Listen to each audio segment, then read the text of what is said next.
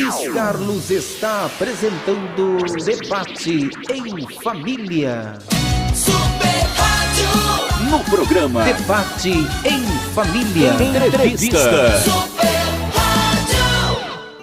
São 8h28 aqui na Super Rádio, no Debate em Família. Hoje, com alegria, estamos recebendo um amigo, quer dizer, uma pessoa que a gente já entrevistou aqui algumas vezes por telefone, aqui na Super Rádio, né? Aliás, veja bem, ele participou na campanha eleitoral no último ano, né? Ele participou aqui conosco nos debates, nós conversamos um pouco, né, sobre a situação daquela eleição, como ela estava ocorrendo e que situação estava ocorrendo. Nós estamos recebendo aqui hoje o senador José Aníbal. Só trajetória política rápida, todo mundo já conhece, mas é sempre bom, né? 4 mandatos de deputado, se eu estiver errado, ele vai me corrigir.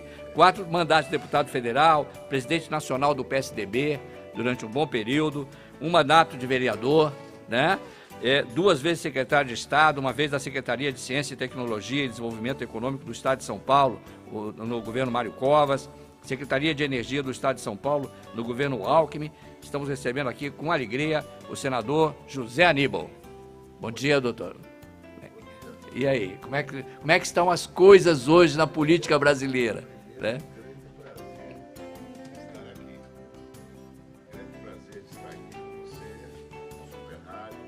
De domingo, a gente comentava pouco, né? Tomara que hoje faça um solzinho, né? Está começando, né? Eu parece reclamei aqui que- logo cedo. Aliás, eu reclamo sempre, todo domingo. Eu reclamo ou me alegro quando o sol entra pela janela do Por estúdio. uma razão muito objetiva, né? Uma razão de saúde. É isso, O povo né? poder caminhar, né? Os paulistanos poderem sair, caminhar um pouco, exercitar e tal. Olha, política no Brasil, quem está nos ouvindo sabe, é hoje uma coisa muito dura, muito abominada até pela população. Há uma grande dificuldade da população de estar aberta, de ter disponibilidade de ouvir políticos falarem. Por quê? Porque aconteceram muitas coisas ruins, né? Eu abri o programa hoje dizendo isso. Nós estamos vivendo dias conturbados e difíceis na política As brasileira. pessoas não têm muito interesse em ouvir políticos, né? E, sobretudo, falar sobre O política. que é ruim, né? Mas, de qualquer maneira, o fato é o seguinte: o nosso país ele tem 2 grandes crises. 2 crises que continuam, que nós vamos ter que... vai levar tempo para resolver. Uma crise é das contas públicas. Sim. Não é difícil imaginar. Quer dizer, o governo arrecada menos do que gasta e cobra mal os impostos. Quem paga mais imposto no Brasil são os pobres, É isso. não são os ricos. O imposto de renda no Brasil, para os ricos, é pouco. Em relação ao que ganham, sim. Imagina. Então, quem paga imposto, fundamentalmente, é o trabalhador. trabalhador. Não é? E são as pessoas de menor renda que vão lá, fazem suas compras e ali está tudo embutido, tudo em 2, tudo ali 3 tem- vezes, né? 2, 3 vezes. 2, 3 vezes. Então, há uma crise grave das contas públicas. Quando vem ideias para aumentar impostos, esses impostos que atingem todo mundo, aí não. Tem que aumentar impostos bem focados. Imposto de renda, imposto sobre grandes fortunas, imposto sobre heranças. O imposto segmentado. Segmentado. Além de fazer uma reforma que simplifique a cobrança de impostos e que provavelmente vai propiciar maior receita por combater a sonegação. Agora, é uma crise grave. A outra crise é da representatividade. O povo está descrente da sua representação política. E com razão. Dos vereadores, dos deputados, dos senadores, de todo mundo, dos governadores, do presidente, dos prefeitos, né? Vai ser necessário um bom tempo para que as pessoas voltem a se interessar um pouco mais, entendendo que numa democracia não tem outro caminho. Essas soluções meio fantasiosas, não, prende e arrebento, faça e aconteça, isso aí é um desastre. Nunca dá certo. Sempre foi, né? Nunca dá certo. Sempre foi. A democracia é o melhor de todos os regimes. Talvez seja um dos piores por um caminho, mas é o melhor realmente em todos os caminhos, Em né? todos os caminhos. É isso Por aí. exemplo, nós estamos aqui conversando e vamos poder falar de Isso qualquer é coisa do democracia. Brasil, fazer a nossa análise, etc.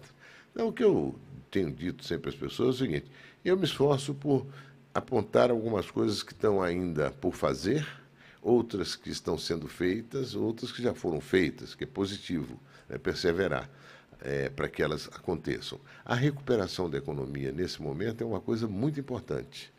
a possibilidade do Brasil crescer mais de 3% esse ano pode ser O senhor muito acredita positiva. nisso? Porque Eu já acredito. começou um pouco aí a subir, né? Eu já acredito. o PIB já deu Eu uma acredito. alterada aí. Eu O senhor acredito. acredita nessa possibilidade? Acredito, eu acho que tem a agricultura brasileira está cheia de energia, vendendo muito lá fora. Mas mesmo o setor industrial começa a ter uma recuperação melhor. O emprego né? melhorou nesse Mais nesse emprego, segmento, né? Melhora a renda. É. Essa é uma preocupação central. Se crescer, se chegar, tem algumas previsões de chegar até 3,8%, quase 4%. Se se chegar a acontecer isso, todo mundo vai sentir alguma melhora. Teremos alguma lá um coisinha 2020 um pouco melhor do que 2018 e 2019. Exatamente. 2019 já se está prevendo também um crescimento um pouquinho maior. Bom, né? tudo isso, infelizmente, Luiz, é recuperação do que nós perdemos. É Quer isso. dizer, a crise de 2014, 2015, 2016 foi devastadora. Ela derrubou 8 pontos do PIB, do total de Isso porque riqueza nós produzida vivemos pelo durante um país. período uma situação enganosa, né? A Totalmente. impressão que se tinha é que se ganhava dinheiro. É isso A aí. impressão que se tinha é que o Brasil estava crescendo. É isso aí. Não é isso? É Quer dizer, isso a aí. impressão que se tinha era À exatamente custa essa. de estrepolias, de malfeitos nas contas públicas e tal, na hora que isso tudo se tornou público, nós vimos que nós tínhamos era um rombo enorme. É. E como sair desse rombo foi uma dureza, sobretudo para milhões de desempregados. Com certeza. O que me impressiona é que as pessoas acham que isso aconteceu já nesse governo que está aí. Não, Não, isso foi tudo encomendado pelo governo anterior. É isso Quando aí.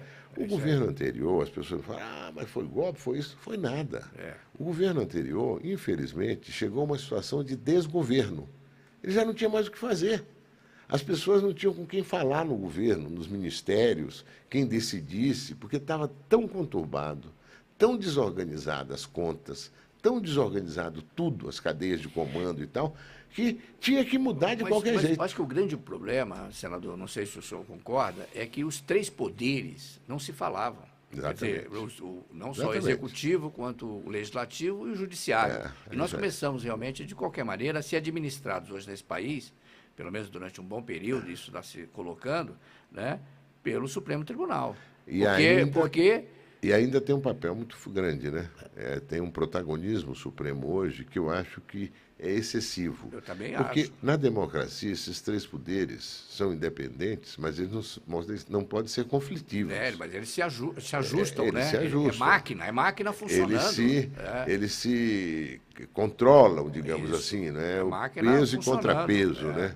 Quando um poder começa a adquirir muito protagonismo, começa a criar alguns problemas do ponto de vista da Isso. democracia. Eu acho que hoje os nossos ministros do Supremo, todos eles, ou quase todos, são muito ativos pelo fato que tem uma televisão lá filmando eles todo o tempo. Eles não param de falar, falam sobre tudo. Não falam, inclusive, fora do Eu plenário, você né? tem muito. Você tem o Supremo nos Estados Unidos, os ministros lá são chamados de juízes, né? São judges. Você não pode nem cumprimentá-los, só se ele te cumprimentar. Eles são pessoas, não é que eles vivem afastadas, é que eles não se envolvem em nenhum tipo de atividade, de opinião, que não seja aquilo que é da competência específica deles. Mas na competência específica deles, ninguém questiona. É isso aí. Mas você sabe que nós tivemos aqui um senador, um candidato a senador pela Itália, né? Essa última eleição italiana que aconteceu Isso. agora no dia 4. Porque o Brasil tem os seus candidatos italianos, italianos faz, para isso. E o que aconteceu? Né? Ele estava dizendo exatamente isso, que lá, de uma forma ou de outra, naquele que seria o Congresso, né, italiano, ninguém entra. Você entra e você não pode falar com o senador, você não pode falar com o deputado, você tem que ir pelos caminhos. Isso é exagero, mas, sabe, de repente... Você disse que você falou que eu tive 4 mandatos de deputado federal, na realidade tive 5. se foram E uma 5. vez eu fui visitar a Assembleia Nacional da França. Fomos ter várias atividades lá, e o presidente da Câmara dos Deputados era o Michel Temer, atual presidente da Sim. República. Então eles nos convidaram para almoçar na Assembleia, eles têm uns lugares lá, umas salas onde eles podem fazer convites para almoço simples e tal, objetivo, almoço para conversar. Nada de bilhões de dólares. Não, nada. Só o vinho, que é muito Só o bom. vinho porque é bom, né? o vinho É deles, França, né? né? O vinho É até uma forma de promover o vinho. Bom, nós terminou o almoço. O presidente da Assembleia, como estava lá o Michel Temer, presidente da Câmara no Brasil, nos convidou para ir ao plenário. E se despediu da gente. Quer dizer, ele não foi com a gente, ele foi por um outro caminho. E aí veio um encarregado de nos levar no plenário. A Assembleia Francesa é um hemiciclo, é uma meia circunferência, né? Uma meia rodela. Né? Então, meia roda. Aquela meia roda fica ali, são 600 e tantos parlamentares. E atrás eles têm uns 4, 5 espaços, assim, com meio camarotes, assim, mas coisas simples também. Uns bancos lá, umas cadeiras, que não são nem muito confortáveis, para 6 a 8 pessoas. Bom, a pessoa que nos levou até lá disse, olha, os senhores receberam esse convite do presidente para ficar aqui e acompanhar alguns momentos da sessão. Agora não pode haver nenhuma manifestação, nem facial. É isso aí. Nem rir, ou chorar, nem facial. Senão vai ser retirado. Não, vai ser gentilmente retirado. Quer dizer, ali é o seguinte, o pressuposto é que aqueles cidadãos ali, eles têm que trabalhar, eles já têm a delegação da população. Isso. No voto distrital, hein? Sim, voto distrital. Que é o que funciona melhor. Seria o ideal aqui. Aqui que vamos ter para eleição de vereadores em 2020. Ou seja, a dona Maria, lá da Vila Maria... Vai votar no candidato dela da Vila região Maria. dela, da Vila Maria. Ali vão ter 6, 7, 8 candidatos no máximo, e aí todo o povo da Vila Maria vai poder acompanhar os 6, 7 e acompanhar quem ganhar. Aí a cobrança vem melhor. Então o sistema lá é esse, e o cidadão já tem a delegação ali, já foi feita nas urnas, e ali ele tem que ter um momento de reflexão dele, do partido dele, para discutir as matérias. Aqui no Brasil ainda é muito licencioso. Não, entra todo mundo, é um barulheiro. Não, e você pode ter faixa, você pode fazer, quer dizer, criar... Isso fora do recinto do parlamento é absolutamente natural. Nós estamos falando de países latinos, de alguma forma, né? Latinos, né? Não latinos americanos, mas latinos, né? Quer dizer, estamos falando de países como esse. Então, às 8 horas e 40 minutos, nós estamos aqui entrevistando o senador José Aníbal. Agora, pré-candidato ao governo do estado de São Paulo, né? Nós temos aqui hoje na pré-candidatura registrada, me parece, o senador José Aníbal, o Floriano Pêsaro, que esteve aqui conosco na semana passada, o Luiz Felipe Dávila, não conheço. Né? Eu conheço assim, mas como política, como político, realmente é a primeira vez que ele se coloca como tal. Né? Agora, o senhor disse aí numa... Não, o senhor disse agora, né, que o PSDB tem que ter realmente um candidato próprio ao governo de São Paulo, mas deve haver uma construção. Né? O senhor diz assim, não temos nenhuma candidatura óbvia e inquestionável. A pressa de prevalecer vai prejudicar a construção da candidatura. Nós falamos um pouco a mesma linguagem. Né? O que eu disse aqui na semana passada, e tenho dito algumas semanas, é o seguinte, o PSDB não conseguiu em 24 anos, senador, de governo no estado de São Paulo, construir uma candidatura sólida para substituir o governador Alckmin, porque a gente sabia que o governador Alckmin sairia, esse seria o último ano de mandato dele agora em 2018. Isso nós sabíamos desde da primeira, né, candidatura dele, ele só teria mais 8 anos caso ganhasse as eleições seguintes. Então ele teria 8 anos, foram 8 anos, senador, para construir um nome que pudesse realmente dar continuidade ao que está acontecendo nesse estado. Vou fazer apenas se o senhor me permite, me alongar um pouquinho só aqui.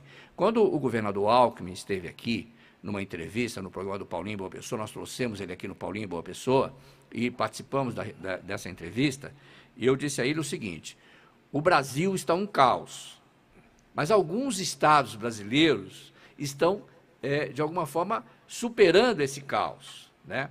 E São Paulo é um caso, até porque ele veio aqui dizer que ele estaria adiantando o pagamento do 13º dos funcionários públicos. Algo inédito, né? E no Brasil isso não estava acontecendo. O Rio de Janeiro, por exemplo, estava atrasado até com pagamentos salariais e outros estados a mesma coisa. Então a gente podia dizer que o Espírito Santo estava mais ou menos dentro dessa linha, mas que São Paulo estava realmente estável dentro dessa condição. Aí a pergunta fica assim, quer dizer, se um governo desse, que veio fazendo algumas situações, criando algumas situações, realmente ganhou as eleições no primeiro turno, inquestionável, né, em todo sentido. Não preparou um nome, senador? para ser aquela ação óbvia, inquestionável. O senhor tem toda a razão. Eu estou lhe dando razão no que o senhor está dizendo. Realmente é o direito de todo mundo participar dessa eleição. Mas não tinha que ter uma óbvia e inquestionável em 8 anos de governo? Olha, Luiz Carlos, o PSDB governa São Paulo há 24 anos Isso, consecutivos. 24 anos. Mário Covas, Geraldo, Serra, Estava Geraldo. lá. Pois é. Na campanha do Mário Covas eu estava lá. Pois é.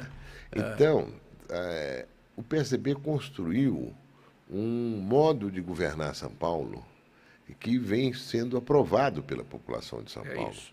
Talvez isso tenha nos levado a uma posição de, olha, um candidato do PSDB, pelo fato de ser um candidato do PSDB, por si só, ele já tem uma audiência importante na população de São Paulo.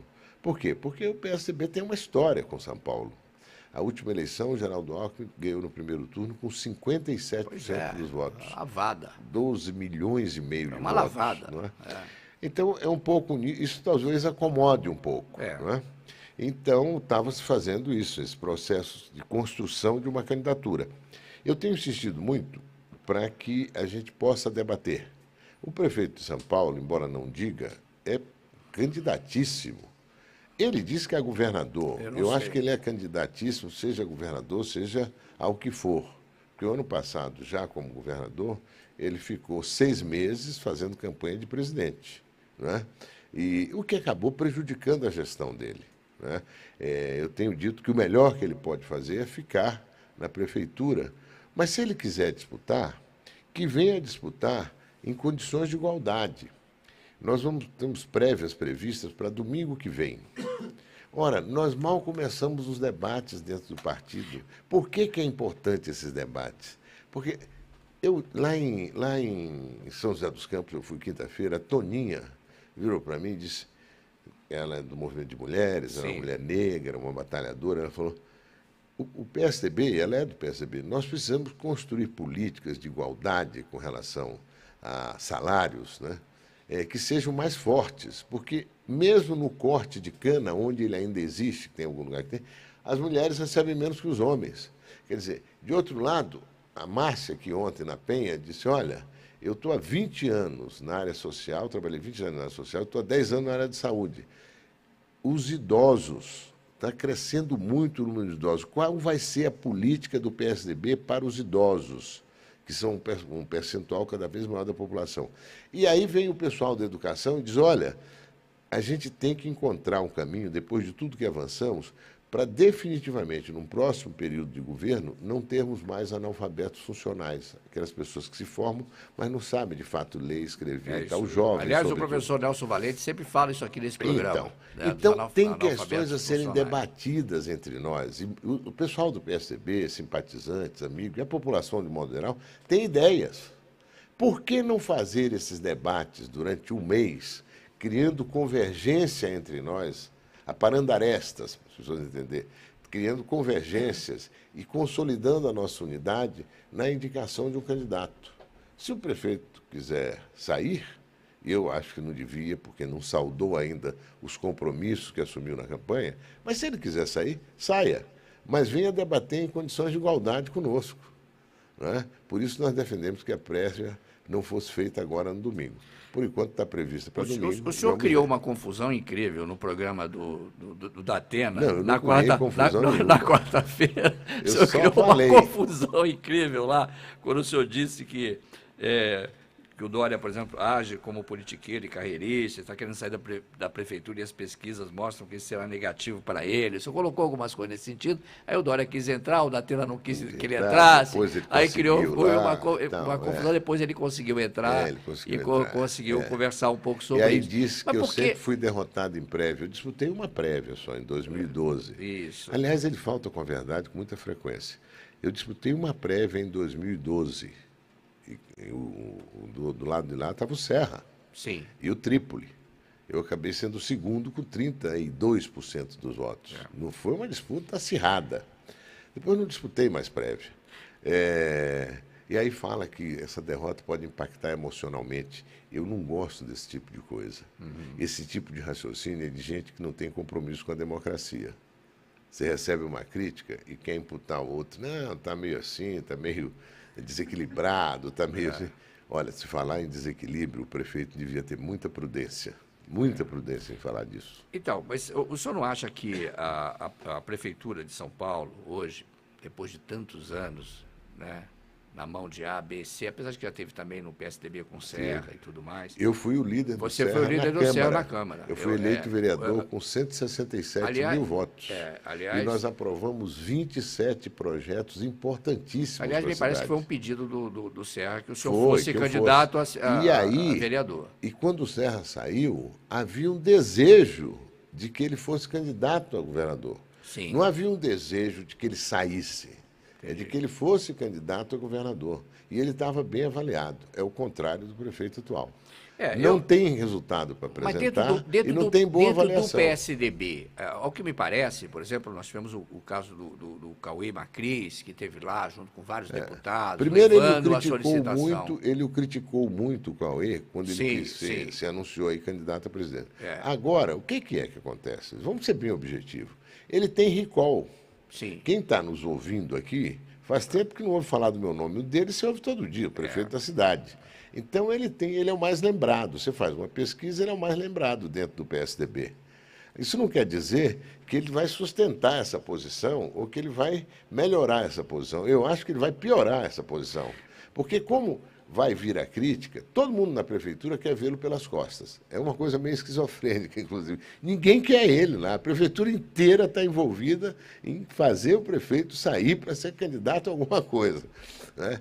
E, de outro lado, eu sei que a maioria dessas pessoas não querem vê-lo, porque não querem mesmo tê-lo mais como prefeito de São Paulo.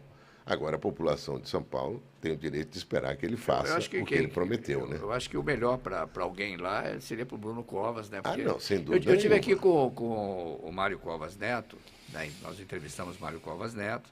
Ele também pensa como o senhor, né? Dentro da mesma linha que o senhor, infelizmente, saiu do PSDB, segundo ele, infelizmente saiu do PSDB. É um baque danado, né? Porque ele é filho do Mário Covas. O Mário Covas foi a maior liderança do PSDB. E o PSDB foi Senado, criado, né? na hora que o Mário Covas disse, vamos lá. Todo mundo estava esperando um pouco a posição dele. Vamos criar esse partido.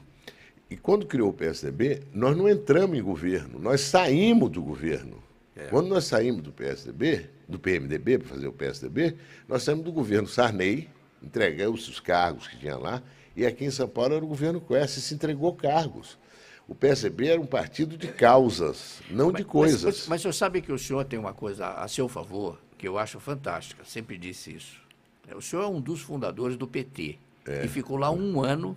E saiu exatamente porque o senhor sabia o que ia acontecer ou não? Não, porque eu via que o debate... Não, porque o senhor foi fundador, porque o senhor realmente sofreu consequências na ditadura, teve muitos problemas. Quem conhece a sua história sabe o que o senhor sofreu ali nessa brincadeira toda, né? É isso aí. Que aquilo foi uma grande brincadeira de política no país, né?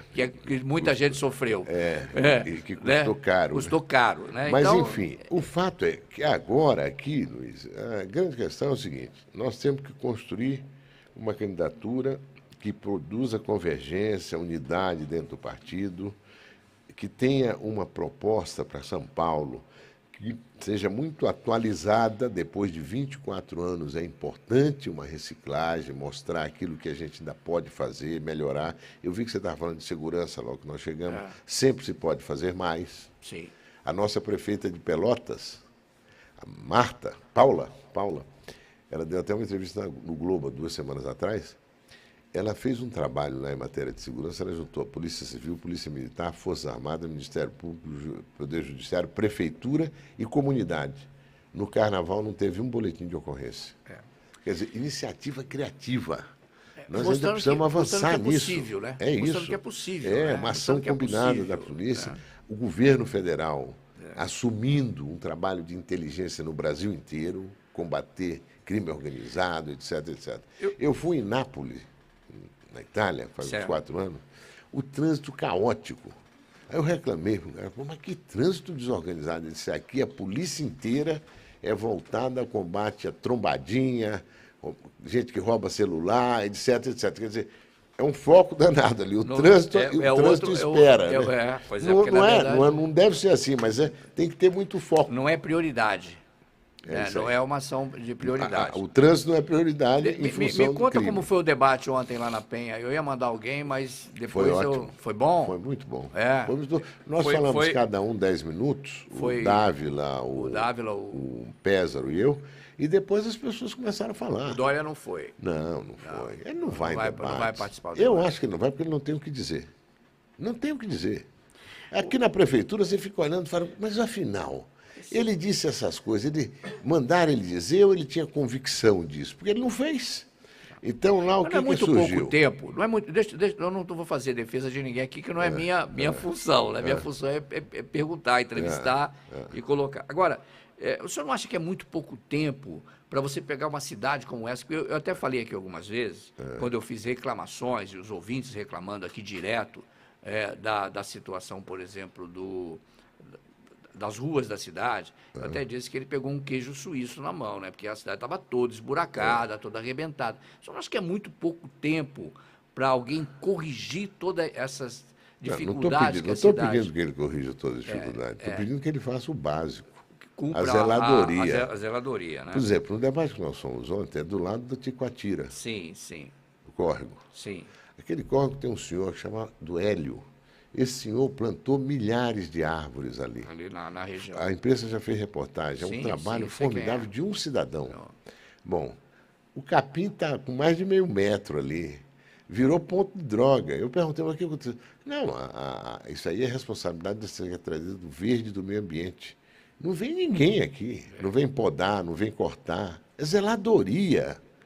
A sociedade, a comunidade, um cidadão da comunidade fez a parte dele. É lindo, é árvore para todo lado. Aliás, Mas tem que cuidar. Aliás, o Jânio Quadros dizia isso, né? Que se você um bom alcaide é aquele que ele chamava o prefeito de alcaide. O bom alcaide é aquele que cuida dos jardins, né? Cuida da cidade, cuida dos buracos, tapa os buracos, os faróis.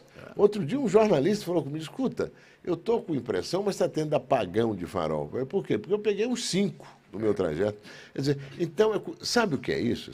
É dedicação. Ele falou tanto que trabalha não sei quantas horas por dia, só que ele não para em São Paulo. Não, mas eu governo por internet. Hoje tudo até é é possível. conversa. Hoje até é possível, senador. Você tem que estar em cima, você tem que estar andando, você vai lá, vê o que está sendo feito, como está, como não está. Zeladoria. Temos WhatsApp aí, Fábio? Temos alguém colocando alguma coisa pelo WhatsApp? Vamos lá. Já está começando, hein? A Elza de Guarulhos pergunta, né, que ela fala que ela não tem mais prazer em votar, e sempre que a gente vota errado, né, porque parece que eles só pensam em dinheiro em vez de pensar em governar o Brasil com um trabalho honesto. Né? Ela faz uma colocação aqui, na verdade não é uma pergunta, mas ela faz essa colocação dos políticos aí, um pouco o povo está cansado desse detalhe da Lava Jato o tempo todo aí, também... Vão generalizando. E aí eles vão generalizando, né? Porque cada dia sai uma notícia nova, né? De corrupção, de problema na política. Então o povo realmente, ele fica com esse medo de votar errado e ele acha que ele vota sempre errado. Poxa, eu vou lá votar e eu vou votar errado, eu não tenho mais prazer em votar. O mais preocupante no que ela diz é isso. O povo acha que vota errado. Não é. O povo vota com as informações que tem. O povo é generoso. Ele não fica ali. Será que esse cara é malandro? Não. Ele inspira confiança. Ele está me dizendo que vai fazer isso, que ele vai cuidar daquilo, que ele vai melhorar aquilo, Mas que ele tá vai na hora, concentrar. senador, mas está na hora de deixar de votar nos tiriricas. Pois Está não, na hora isso de aí votar sim. Agora, no Hulk. mas aí não é só um problema do povo, é que o sistema partidário brasileiro isso aí. ele está completamente arruinado. As pessoas não conseguem. Como é que elas vão confiar se não tem partido? O partido os partidos são aglomerados Mas de sabe que eu tomei um conveniência. susto O aqui? PSDB se distingue um pouco e por isso tem 24 anos de governo aqui em São isso Paulo. Né? Mas mesmo nós precisamos todo o tempo estar atualizando, combatendo malfeitos Mas que hoje existem dentro o PSDB de nós. não está meio partido, não? Porque o PSDB o PSDB sempre foi o partido que as pessoas sempre disseram que ficava em cima do muro. Eu sempre discordei disso, porque eu acho que o PSDB sempre foi aquele que tomou decisões, procurou tomar decisões acertadas. Às vezes você toma decisões que não são acertadas e é complicado, você vai para aquele lado ou para aquele lado. E você não pode pegar um partido por 2 ou 3 pessoas desse partido. Tem que pegar o partido por todo aquele contexto. Isso. Mas eu sinto hoje o PSDB um pouco partido, né? O partido já teve, o PSDB, uma ação mais convergente, Isso. mesmo no plano nacional. No Eu plano acho que nacional, principalmente o plano nacional. né? A partir desse último ano foi Ficou muito complicado, né? fragmentado. Por causa do problema do Aécio e tal, essa situação. Aécio, mas também faltou narrativa, como a gente fala. Ok, faltou ok. fazer Ok, com que ok, se ligasse ali. a liga, entendeu? né? Uma ação mais combinada, mais convergente do partido. É um para um lado, outro para o outro, vota desse jeito, vota do outro, enfim. Quando você não consegue essa convergência, você passa realmente a ideia de que está partido, está dividido, partido no mau sentido. É isso mesmo. Agora deixa eu lhe fazer uma colocação, que é uma pergunta dentro desse contexto todo. Nós temos que ir para o intervalo, né, Leão? Então vamos fazer o seguinte, eu vou deixar a pergunta, né, para o senhor responder logo depois do nosso intervalo comercial.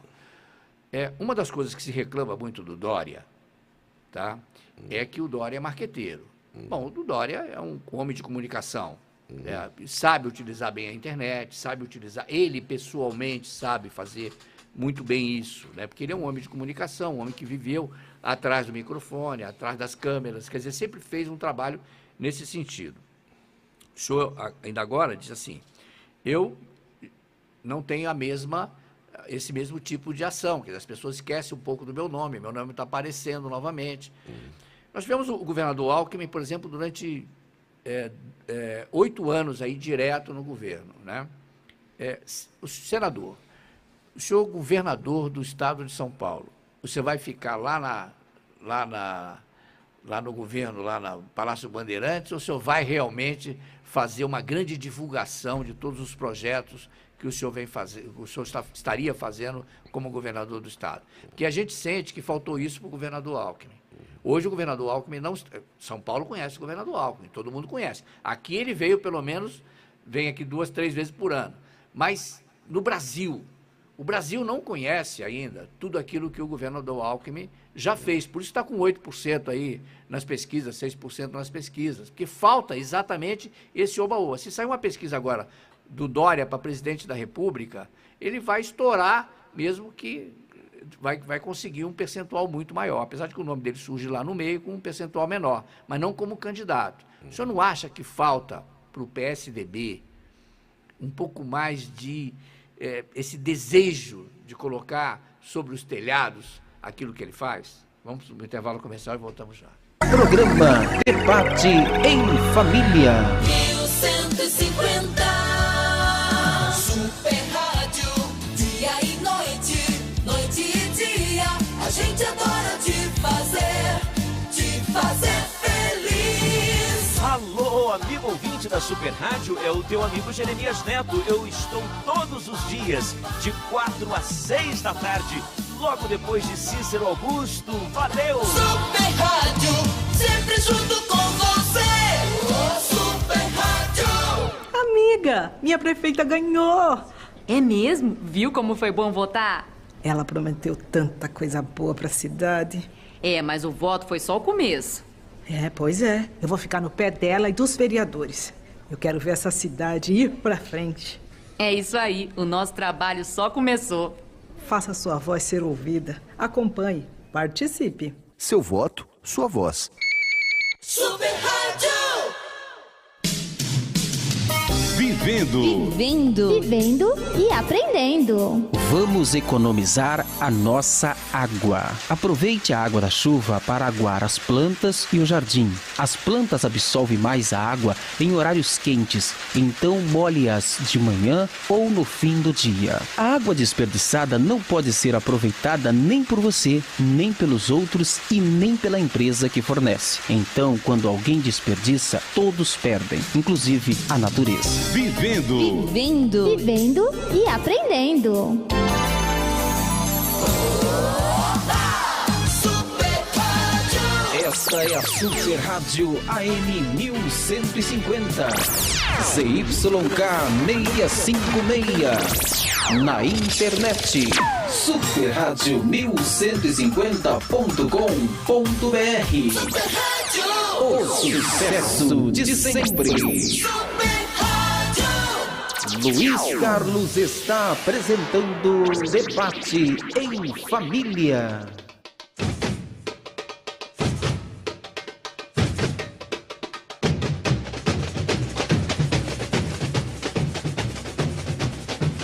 Às 9h03, estamos aqui com o Debate em Família, né, na Super Rádio, recebendo, né, o senador José Aníbal, pré-candidato ao governo do estado de São Paulo. Eu deixei uma pergunta aqui para ele, exatamente nesse sentido, né, de que a gente reclama muito, mas o marketing hoje, ou seja, os meios de comunicação social hoje é muito importante. A gente tem que usar muito os meios de comunicação social. Nós temos que falar muito sobre isso. E a gente percebe que isso é o que falta no PSDB. Eu não diria que falta só no Alckmin, eu acho que isso falta no PSDB. Tá? Aparecer mais, falar mais, mostrar mais aquilo que faz e aquilo que tem feito pelo país. O senhor não acha isso, senador? Olha, eu acho que o PSDB, o Mário Covas dizia, não pode fazer como pata, né? Sim. Põe ovo e no cacareja, faz barulho, né? Galinha faz barulho e tal. Quer dizer, no sentido que você tem que divulgar aquilo que você faz, não é? O governador Geraldo Alckmin faz isso com muita economicidade, com muita economia. Ele economiza muito. Ele economiza muito. Agora, eu prefiro ficar com uma coisa que você disse, olha, é o que está melhor, é o que tem a melhor... Eu disse isso aqui no micro, repito para o senhor, desculpa, eu falei no intervalo, repito para o senhor, na minha opinião, dos candidatos que estão aí, agora estão aparecendo alguns candidatos que até poderão dar trabalho a ele, até nos debates, né? Porque eu não vejo aqueles candidatos que vão pegar em armas, que vão liberar armas, que vão fazer essa coisa, né? Mas o candidato que tem realmente capacidade de governar esse país, de todos que apareceram aí, até agora, com certeza... Não tem milagre mais. Não tem milagre, não tem milagre. O quadro está aí, definido. Isso aí. Evidente, o Geraldo tem uma experiência de governo de muitos anos, né? Ele foi governador pela primeira vez há 17 anos. É isso aí. E conduziu bem o Estado. E foi vice... Foi vice do Mário Covas, quer dizer, viveu muito próximo ali da estabilização da economia, o Plano Real e tal. O Geraldo é um sujeito que tem temperança, tem equilíbrio, né? Não é um cara de roubos, de impulsos.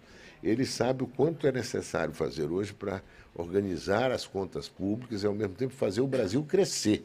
O Brasil tem tudo para crescer. Falta gestão, compromisso, iniciativa, não é? E mobilização também do Congresso Nacional, para que ele se alinhe num bom projeto de crescimento. E eu acho que o Geraldo tem todas as condições de fazer isso, e isso vai ficar claro ao longo da campanha. Eu não acredito em fazer pesquisa hoje com o nome com o nome do prefeito aí, que vai sair disparado, coisa nenhuma. O prefeito na cidade... O senhor não acredita que na cidade de São Paulo, ele está mal avaliado. Essa onda vai chegar no Brasil inteiro, vai chegar no estado inteiro e no Brasil inteiro.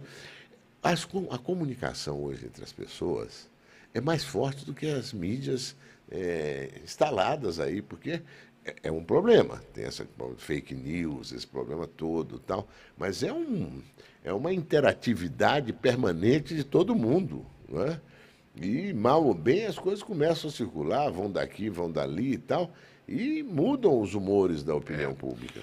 Porque, na verdade, é isso, né? Você vai ter muita gente atravessando informações aí. Agora, nada resiste aos fatos, né? O que tem a apresentar? Os fatos aqui em São Paulo. São Paulo é um estado que mudou em 24 anos de forma muito expressiva. O sistema de ensino técnico e tecnológico de São Paulo. Eu comecei a ativar isso quando fui secretário do Mário Covas. Lá. Hoje nós temos 70 FATECs. Tem mais de 200 escolas técnicas. Tem mais de 1 milhão de pessoas passando por lá, de jovens. Aquilo é qualificação. A sociedade da quarta revolução, da inteligência artificial. O motivo de ter trazido o senhor aqui, de alguma forma, feito esse convite para o senhor, porque a gente acredita que alguns nomes, né, precisam de espaço para falar sobre aquilo que vai fazer em termos do governo do Estado de São Paulo. Como eu disse, trouxemos o Floriano Pêssaro aqui, o Luiz Felipe Dávila vamos trazer também, quer dizer, tentar conversar para ver se a gente consegue, independente dos debates todos. O que o senador José Aníbal, governador do Estado de São Paulo, eleito governador do Estado de São Paulo, vai fazer por essa cidade, quer dizer, por esse Estado? Nós sabemos que o aspecto metroviário de São Paulo vem crescendo muito. E este ano vai ter um crescimento forte. Já foram inauguradas estações, vão ser inauguradas várias estações. Inclusive a linha que vai para o aeroporto de Guarulhos. Nós temos participado ativamente das inaugurações. Né? O nosso repórter aqui tem andado de metrô aí direto com o governador. Né? Então, isso é uma coisa que está acontecendo de verdade. Agora, a segurança nesse Estado, né? A educação nesse Estado. Quer dizer, porque quando a gente fala de governo, o trabalhador, todos nós, povo dessa cidade, desse Estado, queremos exatamente isso, segurança, né? Transporte coletivo, saúde, né? E educação, é isso que nós queremos. Né? E há uma reclamação ainda muito forte em relação à saúde, aos problemas, porque eu acho que a saúde no país ela se confunde, eu não sei o que o senhor acha, mas você tem saúde federal, saúde estadual, saúde municipal. Mas né? o único lugar que você tem, de fato, uma grande saúde estadual é São Paulo. São Paulo tem quase 100 hospitais estaduais. Os outros estados têm 2, 3. Isso. Né?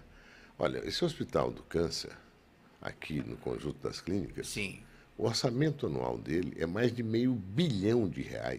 É 530, 540 milhões de reais que o governo de São Paulo investe por ano aí a favor da saúde, não só da população de São Paulo, mas vem gente de fora. Do Brasil. Então, na área da saúde, São Paulo fez um avanço enorme. Agora, todos nós queremos da mulher, teve uma série de coisas. A gente vai no médico. O médico diz, tem que fazer eletrocardiograma, tem que fazer radiografia, tem que fazer uma colonoscopia, não sei o quê. O que você quer? Você quer sair do médico, ligar lá para um hospital, para algum lugar, e marcar tudo. É isso aí. Não dá, porque a demanda é muito grande, ainda mais tem os nossos irmãos dos outros estados do Brasil que vêm e que você não pode negar atendimento. Agora, a linha que o governador Geraldo Alckmin desenvolve aí, que o Serra desenvolveu, que o Mário Covas desenvolveu, retomando a construção de todos os hospitais que estavam parados, né? Eram inícios de construção que não se concluíram em governos anteriores, foi sempre de um grande compromisso e nós vamos manter esse compromisso e fazer cada vez mais. Agora, educação, por exemplo. Tem mais de 200 mil professoras e professores na rede pública de São Paulo. É preciso uma reciclagem forte também dos professores, porque o mundo está mudando. A robótica, a automação, não é brincadeira. Eu vi uma gráfica outro dia que tem uma pessoa... E tocando vários equipamentos. Ela só fica no final vendo se os 2 robozinhos estão encaixotando os livros direito. O resto não tem ninguém. Parece uma UTI. É branco e cinza claro. Quer dizer, há uns 10 anos atrás devia ter uns 100 funcionários ali. Então, essa mudança... Essa mudança ela tem que propiciar um melhor bem-estar para a população e não fim do emprego. O senhor vai ter Nós temos que nos preparar para isso. Nós temos que ter jovens treinados cada vez mais em programação, em desenvolver aplicativos, em saber operar esses Se não vai meios. Poder ficar atrás da máquina, vai ter que arrumar algum jeito para colocar esse povo todo. Claro, vai ter que fazer alguma coisa. E hoje a robótica, a informática, toda a automação de uma forma geral é fundamental. E há espaço para todo mundo. E na educação... Precisa agir. E na educação, o senhor precisa acabar com o analfabetismo funcional, encontrar um programa específico, construir um programa com recursos. Como resolver isso? Como resolver isso? Treinar, negociar com a rede, conversar com os professores. Olha, o que é necessário? Vamos dar um passo a mais. O governador fez várias coisas. Mas não tem que melhorar cada vez mais esse ensino aos professores, essa formação do professor. Eu estava falando aqui na semana passada, senador, que eu ainda me lembro o nome da minha professora de primário. Porque naquela época era primário, no Rio de Janeiro. Inclusive, né, a escola Floriano Peixoto. Você estudou no Rio de Janeiro? Eu estudei no Floriano Peixoto, lá no Andaraí. Eu dizia assim, no pé do Morro do Arrelia, né? Entendeu? No pé do Morro do Arrelia. Então, quer dizer, lá eu me lembro do nome da Dona Doris, que era a minha primeira professora. Eu também lembro do nome. Você lembra? Pois é. Por quê? Porque ela era minha professora. Você entendeu? Isso era uma coisa maravilhosa. Ela cuidava, inclusive, das crianças. Né? Cuidava, o número de alunos era menor. Na minha sala tinha uns 30 e poucos alunos. Né? O que é razoável. Pois é, razoável. Mas eram gente que não se comportava adequadamente, porque éramos crianças, né? Mas que tinha a professora como ponto de referência. Mas criança não se comporta. É isso mesmo, muito adequado. Se comporta do jeito de criança. Do jeito de criança, você vai querer enquadrar a criança. Mas hoje a criança não se comporta. Hoje a criança não se comporta do jeito de criança. Ela tem estímulos de toda a natureza. Toda a natureza. E o pedagogo tem que saber trabalhar com isso. E não está preparado para isso. Pronto. Então acabamos de chegar no ponto. Aí eu posso. Tem que fazer toda uma reciclagem. Essa nova grade curricular aí para o ensino médio, ela é muito interessante, porque ela dá mais autonomia. O senhor sabe que o senhor vai enfrentar um candidato ao governo que fala exatamente sobre educação e faz a educação acontecer. Né? Vai ser candidato, creio, né? Vai ser o Paulo Scaff, né? Que tem o SESI e o Senai ali na mão. SESI e Senai não tem mais capilaridade do que tem a rede Paula Souza, as FATECs e as ETECs. Eu recomecei a construção de faculdades de tecnologia. A primeira que eu fiz foi a primeira faculdade pública e gratuita da Zona Leste de São Paulo, a FATEC de Aia Carvalho, na Águia de Aia, que nós inauguramos ainda com o Mário vivo. Aquilo estava no terreno destinado a fazer um cadeão. É verdade. A comunidade me procurou. Ia ser um cadeão lá. Ela não me pediu uma FATEC. Eu era secretário de Ciência, Tecnologia e Desenvolvimento responsável pelo sistema de ensino. Não queremos um cadeão aqui. Eu me lembro que foi um ensino. Queremos uma coisa para pôr a rapaziada aí para estudar. Aí a gente chegou nessa ideia. E eu fui ao Mário. No primeiro momento, como? Porque o cadeão já está programado e tal. Aquele jeito do Mário. Agora o Mário era uma figura que ele falava, né? Externava as coisas. Não, eu sou contra, não vou fazer não. Dali uns 15 minutos, meia hora, me ligou e disse, pode fazer esse negócio aí. Tanto que na inauguração, ele era um homem muito generoso, né? Eu tenho um vídeo que ele fala, não precisa me aplaudir tanto assim não. Vocês têm que agradecer esse cara aqui, foi ele que me pressionou para fazer. Bom, isso me dá muita satisfação, foi o primeiro equipamento de faculdade pública e gratuita da Zona Leste de São Paulo, que tem mais de 4 milhões de habitantes. Depois foram feitas outras FATECs, depois várias escolas, várias iniciativas públicas foram tomadas lá, porque a Zona Leste realmente é a terceira ou quarta cidade do Brasil, se você separasse a Zona Leste. Bom, o fato é que eu tenho uma preocupação muito centrada nessa coisa do ensino, né, da educação. Acho que a gente pode fazer uma boa evolução em matéria de saneamento, um pouco mais de ousadia. Nós temos uma mega empresa competente, que é a Sabesp. Né? Dá para tentar explorar um pouco mais de possibilidades. Porque tem vários. Mas sabe por quê? Porque o governador, no que se refere à infraestrutura rodoviária, estava conversando com o governador outro dia, se você considera, por quilômetro quadrado, São Paulo só perde em matéria de autopistas para a Alemanha e a Califórnia. Mas é mais cara, né? Nada, que mais caro. Você pega pedágio no México, pega pedágio na Europa. Não tem milagre aí. Mas olha o grau de satisfação que as pessoas têm. Hoje segura a logística do Brasil. Hoje realmente não, aí já não há tanta coisa a ser feita. São concessões adicionais através das quais o Estado é muito bem remunerado. O governador concessionou 2 estradas, né, a rodovia do Sapato, chama e tal, e houve um lance, foi uma concessão onerosa, muito superior ao que se pensava. Bom, então São Paulo tem possibilidade de resolver. Tem agora as estradas vicinais, as estradas estaduais e tal, menores, e tudo bem.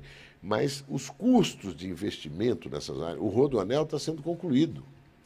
Isso tudo você pode depois fazer uma reorganização de investimentos para a saúde, para a educação, para os idosos. Nós temos que entrar nesse mundo de propiciar aos idosos uma condição de vida melhor. Então, mas o senhor sabe que a educação, eu acho que ela é fundamental nesse ponto que o senhor falou. Não é só para a criança, olhando a criança, mas olhando o adulto como ponto de referência. Isso. Porque existem um percentual muito grande de adultos que não tiveram oportunidade de estudar e querem estudar. Luiz Carlos, eu acho que a gente tem que fazer via ensino à distância, via Isso, meios, hoje o ED. TV, rádio, a familiarização para todos, a população de São Paulo, gente com 40, 50 anos, do uso das ferramentas da sociedade, da inteligência artificial, do computador. Sim. As pessoas não podem ter medo do computador. Mas, para isso, a gente tem que fazer um trabalho, mostrar às pessoas que isso é uma máquina que pode facilitar a nossa vida. Senador, existe uma situação que ocorre no meio de comunicação, que é assim, todos nós sabemos e gostamos do tal radinho de pilha, né? Isso. Nós nos acostumamos com o radinho de pilha, né? Você que é do Rio de Janeiro, você viu o Maracanã cheio, cheio ouvindo o jogo com o radinho no ouvido. Eu mesmo, né? Você. Ouvindo o Eu radinho. fui várias vezes. Então, é uma loucura. E agora, o senhor imagina o que acontece hoje? Hoje o senhor consegue encontrar pessoas idosas nos ouvindo aqui pelo celular. Claro. Não ouve mais pelo radinho de pilha. Aliás, nem tem mais radinho de pilha. Não, eu tenho um que era do meu pai. Então, Aliás, dois. Um maior e um bem pequeno. Um que é do tamanho de um celular. Então, né? Mas as pessoas estão ouvindo, né? Então, é uma coisa que acontece. Isso e olha, aí, funcionam, hein? Os dois. Funciona direto, né? Mas é isso, é pré-histórico aquilo. Bom dia, Luiz Carlos, sou Geraldo Alves, Jardim São Bernardo. A minha pergunta para o nosso candidato, ele falou que vai inaugurar estações. Eu gostaria de saber de 2 estações. Mendes, em Jardim São Bernardo, e estações Carrinha. Aqui, onde não sei onde no meio das construções, e ver as políticas que só funcionam em época de eleições, porque estão paradas, estão abandonadas, servindo só para criar mosquito da dengue, vive cheio de água. Então, Geraldo Alves. Deve ser uma linha que vai para o ABC. É isso aí, essa linha está em construção. Já tem a Santo Jundiaí, digamos assim, para simplificar. Né, que estações de Varginha. Varginha. É uma estação importante. Eu não sei em que pé que está, eu não tenho dado específico. O que eu sei é que, primeiro... O senhor sabe que o senhor vai continuar todas essas obras. Não. A estação Oscar Freire. Sim. Inaugurou a Mackenzie aqui. Sim, Mackenzie agora. Agora vai inaugurar Oscar Freire. Certo. As estações da linha que vai do Capão Redondo, que o Covas fez Capão Redondo, do Largo 13, o Geraldo está fazendo do Largo 13 até os hospitais, a área dos hospitais. Sim. Já inaugurou Borba Gato, já inaugurou Brooklyn, inaugurou Eucalipto semana passada, que é em frente ao shopping... shopping... Eldorado? Não. Shopping Ibirapuera. Frente ao Shopping Ibirapuera. Ela vai continuar a passar no hospital dos servidores do Estado, entrar para a Vila Mariana. É exatamente isso aqui. É nesse ponto que você está falando. O Varginha é o metrô de superfície. Exatamente. Que passa por Interlagos e vai a Varginha. Isso aí, exatamente. Essa linha essa estação está em construção. Posso até saber exatamente em que pé que está, mas ele tem razão. É Grajaú. É isso aí. E Varginha.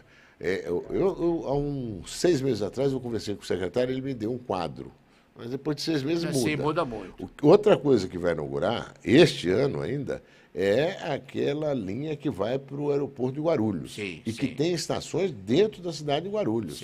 Ela vai ser usada não só pelos milhares de pessoas que vão e voltam ao aeroporto para trabalhar, para viajar, como pela população de Guarulhos. O senhor sabe que nós temos uma grande quantidade de pessoas que trabalham na cidade de São Paulo que moram realmente nessas grandes cidades adjacentes a São Paulo. Não só na Grande São Paulo, como no entorno da Grande São Paulo. Né? Olha, tem uma empresa... Jundiaí e tal. Jundiaí, até de Campinas. Tem uma empresa, a Eurofarma, vou falar o nome deles, que até é uma coisa positiva, acho que é a Eurofarma.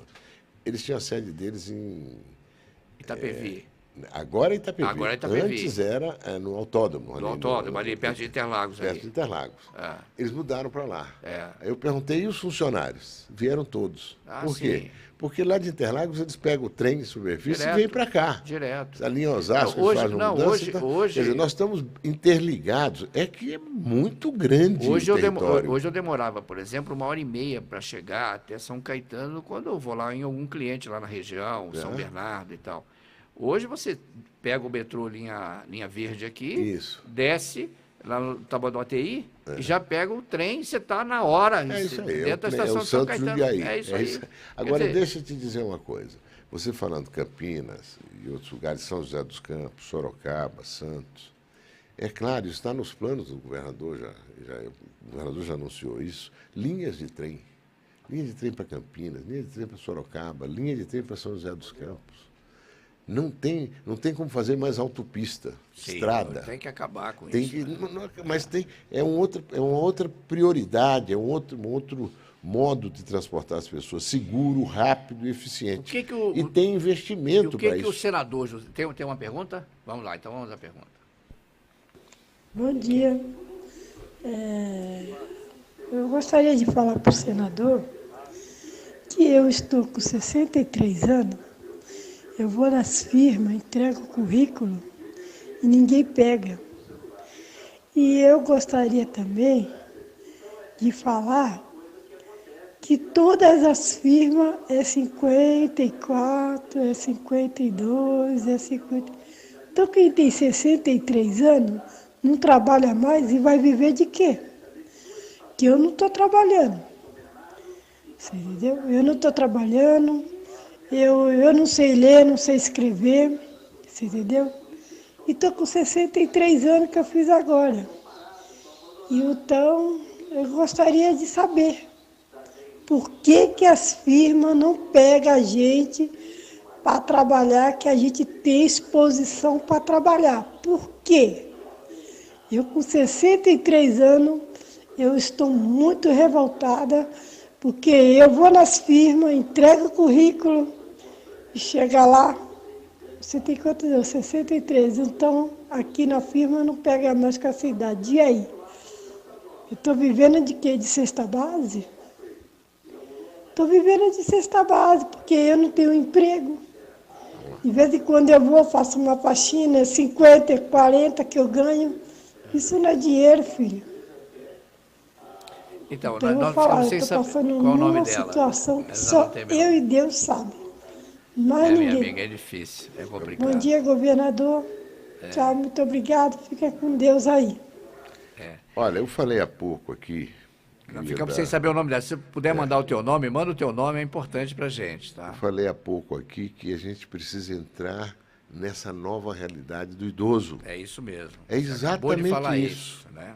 Eu falei isso porque eu acho que ela deu um testemunho aqui que não é que me emociona, mas me sensibiliza muito. Muito, né? Uma pessoa com 63 anos, ela está absolutamente apta a desenvolver o seu trabalho, a vocacionar, criar uma outra vocação. Agora, precisa ter um amparo, um estímulo. O Estado tem aí que tomar iniciativas que propiciem a essa pessoa a formação necessária, adicional, para que ela tenha um lugar no mercado de trabalho. Que país é esse que descarta pessoas com 50, 60 anos? Não tem, um país, inclusive, que tem um volume muito grande na população com essa idade, com essa faixa etária. Serviços para essas pessoas idade, realizarem, o que tem de atividades criativas, que elas podem ter uma capacidade de concentração. É verdade, são isso é uma grande pessoas verdade. mais concentradas, mais... centradas, mais inclusive. Centradas, mais focadas. Viu, senador? Ela mandou o nome dela, Luzita da Vila Formosa. Luzita da Vila Formosa. Então, você vê, a Luzita tem toda a razão. O que ela vai fazer? Não tem. Ela está aí, com 63. A quem que ela deve recorrer? Devia ter, e certamente tem programas em algumas... o Sebrae pode fazer isso, o Sistema S pode fazer isso. Aliás, eu acho que tanto o Sebrae como o Sistema S, SESI, SENAI, SESC, SENAC, deveriam estar integrados nesse movimento para propiciar mais espaços para reciclagens e para aprendizado. Então, começou a falar de EAD, começou a falar de educação, né? A gente tem que falar com o vovô Nelson Valente. Bom dia, vovô Nelson Valente. Como é que está você? Tudo bem? Muito bem, Luiz Carlos. Bom dia, bom dia. Você continua, apesar dos 80... Bom dia, Ariel. Bom dia, senador. Você, apesar dos 80 anos, continua empregado, né? Não, continuo aposentado. Aposentado, mas eu estava ouvindo essa senhora de Guarulhos. Não, de Formosa, Vila Formosa. Dona Luzita. É a tragédia dos idosos do Brasil, como está levantando o senador Zé Aníbal, né? Você veja, numa cidade como São Paulo, né? A cidade linda, eu costumo dizer que a cidade linda seria a cidade de Curitiba, em São Paulo, né? Matéria de factóide, o rapaz ele é craque. Mas o único que me gastou um tostão com verba publicitária foi o Jânio. Ele era o próprio marketing. Essa imitação de Jânio em São Paulo não funciona mais. Para você, o senador, e a você, os caros ouvintes da Super Rádio, não esquecendo quando o Jânio deixou a prefeitura, o Silvio Santos seria o candidato ideal e foi almoçar com o Jânio. E diante das explicações que o Silvio Santos deu ao Jânio, o Jânio se caracterizou. Sabe quem era o vice naquela época do Silvio Santos, a prefeitura de São Paulo? Que era afiliado ao PFL? João Dória Júnior. Sabe quem escondeu a ficha de filiação partidária dele no PFL? Andrade Figueira e eu. Muito bem. Então você veja a situação. Ele foi eleito para ser prefeito da cidade de São Paulo. Ele não poderia estar vendo o caso desses idosos no município de São Paulo? Então, Nelson, mas viu, professor Nelson Valente, a grande verdade é que são muitas situações e não é fácil você governar uma cidade como São Paulo, né? Não é fácil você governar, não é fácil você governar um estado. Não é fácil você governar um iPod, de internet, isso não funciona. Tem que senador, tem que ir pessoalmente fazer como Mário Covas fazia. Tinha um mutirão, ele ia pessoalmente, ele tirava o sapato, ele arregaçava as calças. Eu cansei de acompanhar essa trajetória do Mário Covas. E o senador Zé Aníbal tem essa característica. Não, tudo bem. Ele gosta de estar pessoalmente. A gente acredita nisso, é por isso que o senador José Aníbal está aqui, tendo espaço para ele colocar tudo aquilo que ele precisa, porque ele vai enfrentar primeiro ele vai enfrentar um momento interno dentro do PSDB que a gente acredita que é o verdadeiro a verdadeira ação da democracia. Você votou nele para ficar quanto tempo? 3 anos. Ele está fazendo o quê por São Paulo? Diz que é uma cidade linda. É a cidade mais suja que eu já vi na minha vida. Tem a santa paciência, tudo tem limite. O camarada mal sentou na cadeira da prefeitura, já esqueceu de candidatar ao governo do estado de São Paulo. Então, o que o senhor acha de tudo isso, senador José Aníbal?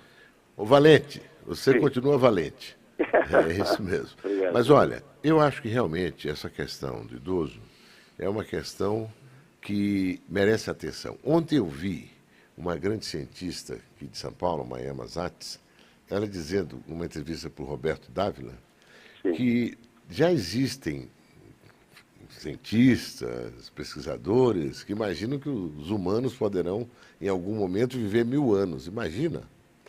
Mas aí ela disse, olha, sensatamente, pode acontecer que os humanos vivam 150 anos até o fim desse século. Sim.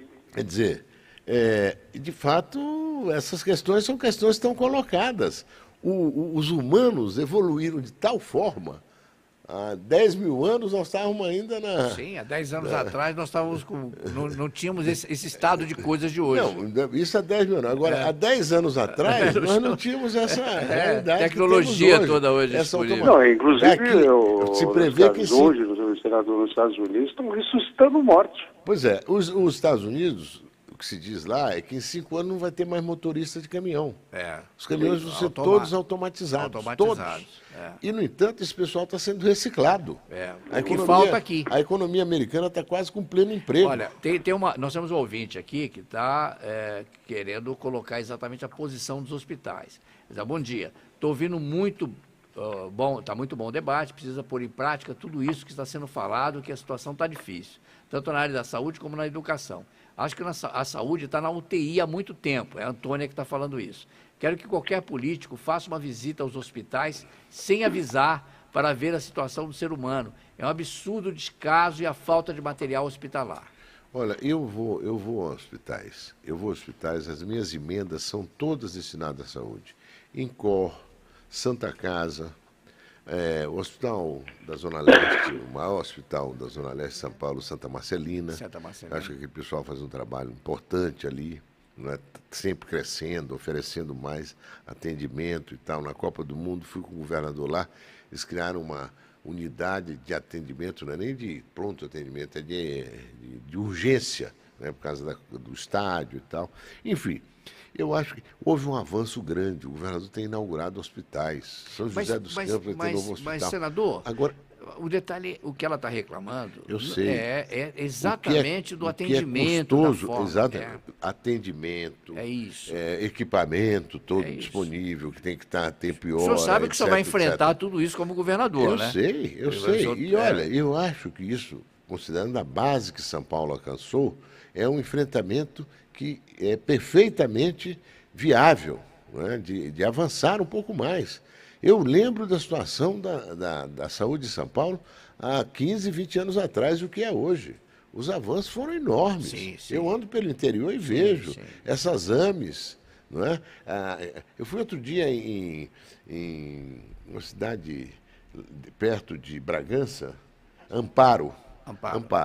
Amparo tem um serviço de saúde impressionante. É uma cidade pequena, mas é um serviço de saúde que atende a região. Eu costumo dizer que você entra em Amparo e sai pela mesma rua, pela mesma avenida. Né? Mas tem uma empresa enorme, aquela gigantesca empresa lá de produtos de limpeza e tal. Mas o fato é o seguinte, os desafios existem. O importante é a confiança que um governante deve despertar de que, mais do que a confiança, a ação do governante, no sentido de estar ali, né, permanentemente refletindo sobre as questões e tentando encontrar soluções. Gente em primeiro lugar. Hoje, qualquer governo tem que ter isso presente, porque as pessoas estão acompanhando, você não vai enganar. Todo mundo acompanha, está aí, os telefones, os celulares, os computadores, as mídias todas. Então, essa possibilidade de você governar com esse propósito de gente em primeiro lugar é uma coisa que se torna cada dia mais realidade. E eu acho que aqui em São Paulo não é um desafio que está acima da nossa capacidade governar o Estado no padrão que vem sendo governado, que está sendo governado pelo governador Geraldo Alckmin, e avançar naquilo que for necessário avançar, como nós vimos aqui hoje. Olha, nós temos que parar para o intervalo comercial, mas não vamos parar, não. Vamos entrar já direto no Fala Governador, tá? Nós temos o seguinte, nós estamos debatendo aqui exatamente um assunto interessante e o Alckmin, de alguma forma, tem aqui uma definição, não tem uma definição quem vai ser o vice dele, né? E o André Alves tem mais informação a respeito. Então vamos entrar no Fala Governador. Na Super Rádio, Fala Governador.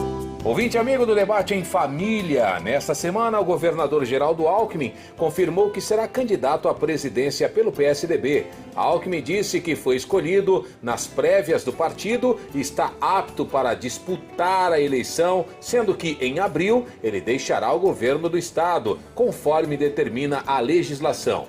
Durante um evento em comemoração ao Dia das Mulheres, perguntei ao governador Geraldo Alckmin sobre a escolha do seu vice para as eleições deste ano. E ele respondeu que só no segundo semestre haverá essa decisão e recitou ainda uma poesia de Olavo Bilac. O senhor já tem o nome de um vice para sua candidatura a presidente da República, governador? Vice só lá para o meio do ano. Nós estamos ainda em março. Foi em março, ao findar das chuvas, logo à entrada do outono, dizia Olavo Braz Martins dos Guimarães Bilac. Super Rádio. No programa Debate em Família. Entrevista. Super Rádio. Então, só completando aqui, né, o governador Alckmin disse que só vai ter vice daqui a algum tempo, né? O senhor já tem vice já programado, o senador?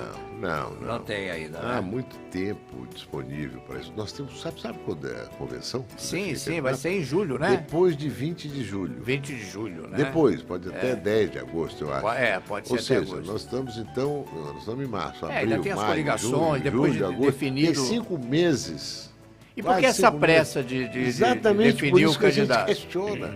O governador Alckmin já falou várias vezes, para que essa pressa? Vamos nos dar o tempo necessário a fazer uma escolha realmente de convergência e de unidade. Eu quero agradecer muito o fato de que o Valente está nos vendo aí, nos ouvindo. Legal. Ó, bom dia, Luiz Carlos e equipe. Abraço, senador José Aníbal e ao amigo Nelson Valente, né? O debate está ótimo, hoje estou só ouvindo para depois debater em família e levar o nome do seu senador, pois tenho parentes na Vila Maria, na Penha, Santos, São José dos Campos e Sorocaba, né? Fátima Carnaz, lá de Guarulhos. Os Carlos, fiz 65 anos, dia 7, coloca meu nome, né, na oração. Está pedindo Maria de Fátima Carnaz, né? Bom dia. O governador falou a verdade, no público em geral tem que ter reciclagem, porque tem... O senhor já virou governador. Aqui o senhor já é governador aqui, né? Porque tem aqueles que trabalham com vontade, com amor e consideração, mas tem outros que trabalham sem amor e sem respeito. Peço ao governador, né, que faça uma reciclagem, porque tem muita gente que tem muita vontade de trabalhar, como essa senhora que falou aí. Eu concordo porque a gente idoso não pode trabalhar porque não tem emprego. Eu gostaria que vocês olhassem para isso, somos fortes, queremos trabalhar. Um bom dia a todos, isso é verdade, tem lugar que o atendimento é péssimo, né, na saúde. Bom dia, governador, bom dia a todos. Terezinha, do Jardim IP. Muito obrigado, Terezinha. Já colocou o senhor como governador, senador. Sua confiança é um estímulo grande. Isso é importante. Tem mais a outra senhora aí? Vai conseguir ouvir? Não? Tudo bem. O senador já tinha dito que ia embora às 9h20. São 9 horas e 38 minutos. 9h40. 9h40, né? Programa excelente. 9 horas e 40. O compromisso seguinte espera um pouco. Espera um pouquinho, né? Então mas, enfim, foi muito bom estar aqui com você, Luiz Carlos. E a gente pode conversar solto, mas sobretudo os ouvintes, né? Você vê como as pessoas estão atentas. Estão atentas, estão participando. O depoimento daquela senhora, 63 anos, não consegue emprego, só consegue um bicozinho, uma Nós temos um outro depoimento aí de uma professora.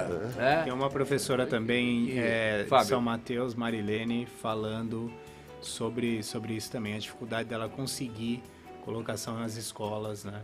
Então. Que o governo hoje, inclusive, pega pessoas com menos idade, sim, né, e que muitas vezes não estão preparadas, não tem o preparo que uma pessoa que tem mais tempo, né, de experiência, profissão, mais experiência tem. Não tem a mesma experiência, a gente sabe mesmo, né, que a experiência vai sendo adquirida durante o tempo. Nova sobre alguns aspectos, não tão nova sobre outros, mas enfim, é uma realidade que não pode ser ignorada. Esse desafio do emprego nós fizemos até um seminário internacional aqui em São Paulo, em novembro. Trouxemos gente dos Estados Unidos, da Inglaterra, da Itália, enfim. É um desafio do emprego, tecnologia e emprego, sob todos os pontos de vista, não só pela robotização, pela automação, mas pela qualificação. Sim. E pelo aproveitamento dos recursos humanos que você dispõe, que tem que ser bem explorados no bom sentido, bem utilizados, bem transmitidos. Mas, enfim, temos possibilidade de fazer, eu espero, uma nova conversa sobre isso. Não, vamos lá, vamos aí. Independente da situação que o senhor conquistar nesses debates todos e esse procedimento, nessa batalha que o senhor está entrando aí, porque é uma batalha tudo isso, né? E vir a ser candidato ao governo do Estado.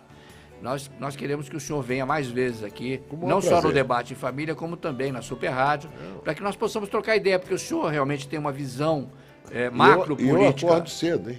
Então, maravilha. A próxima vez eu chego mais cedo. Então, pois você viu que dá para...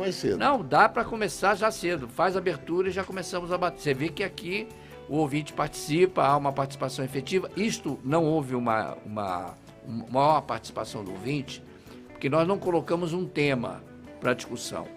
Se nós tivéssemos colocado um tema para discussão... Viu, Luiz Carlos, tem muito áudio aqui. Tem muito áudio, tem vários áudios no WhatsApp que a gente não teve tempo de colocar no ar. Não tem como colocar por causa do tempo. Mas depois, se eu tiver acesso, eu vou responder. Isso, ok. Tá, vamos tentar colocar. Bom, senador, muito obrigado pela sua presença aqui. Obrigado a você. É sempre grato tê-lo aqui, porque o senhor tem realmente o que falar e o que apresentar para a população. O senhor é realmente um homem experiente, um político experiente, já passou por diversas, né, situações. Eu só tenho uma reivindicação para fazer, se o senhor me permite fazer, já que o senhor já é governador. Né? Porque os ouvintes já colocaram o senhor como governador. O senhor, como secretário de Energia do Estado de São Paulo, né? O senhor foi secretário de Energia, sabe que as emissoras de comunicação, de uma forma geral, o maior custo operacional dela é a energia elétrica, tá?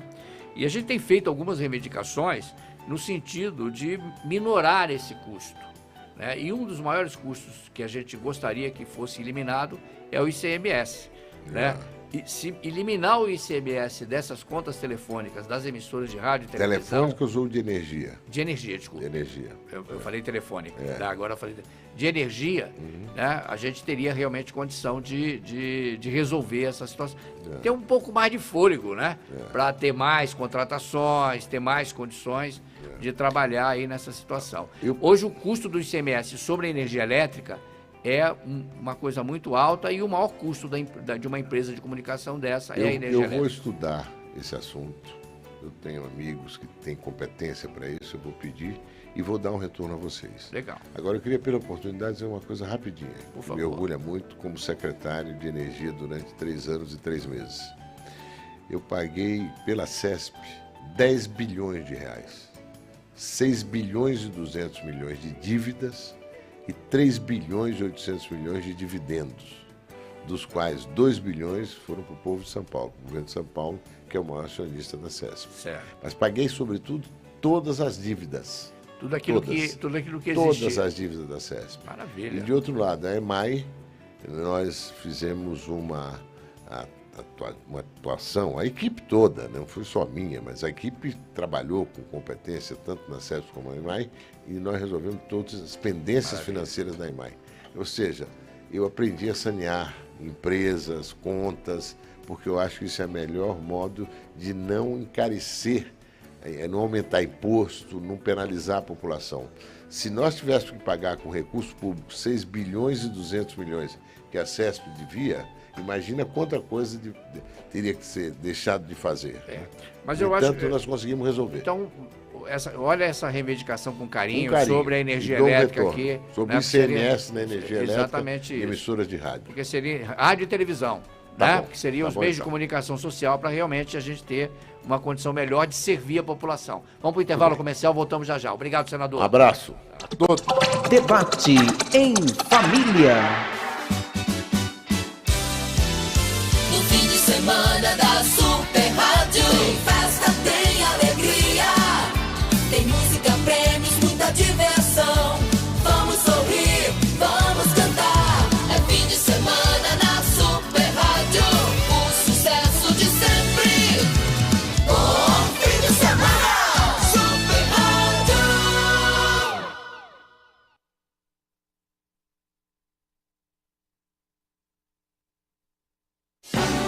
Super Rádio 1150.com.br.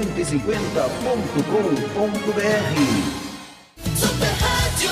Olá pessoal, João Dória, prefeito da nossa cidade. Eu também estou na Super Rádio. Na Super Rádio. Momento de fé. Momento de